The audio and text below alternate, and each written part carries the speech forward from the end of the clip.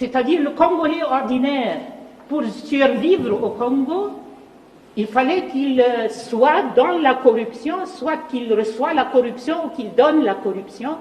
Et avec ça, il est la victime du chaos, mais il est en train de reproduire le chaos avec son comportement, mais son comportement est comme une loi de la nature, il doit faire ça pour survivre.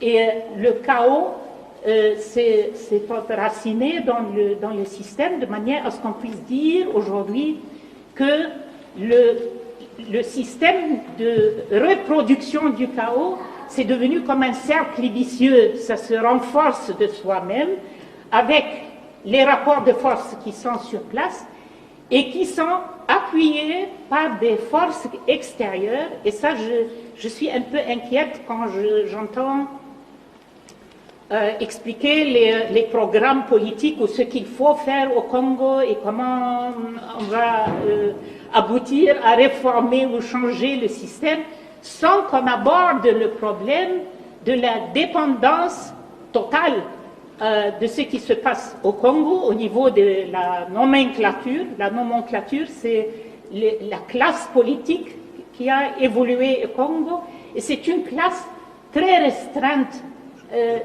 Il ne faut pas écouter le discours de opposition, majorité présidentielle, je sais, ils peuvent s'appeler comme ils veulent, mais c'est peut-être 500 personnes ou 1000 personnes qui sont au sommet de ce système, qui se jettent les ballons. Je suis aujourd'hui oppositionnel, demain je suis avec tel. Il n'y a pas de programme, il n'y a rien, il y a simplement, c'est un mangeoire. Et celui qui fait la politique, il veut accéder à ce mangeoire. Point trait. Et il n'y a pas...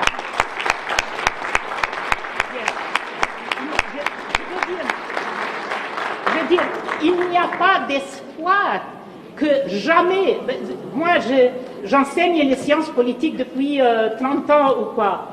Et je vous dis que l'expérience humaine, l'expérience universelle nous dit qu'il n'y a pas de possibilité que ceux qui créent le chaos, vous pouvez vous adresser à eux pour dire « aidez-nous à maîtriser le chaos ». Ce n'est pas possible.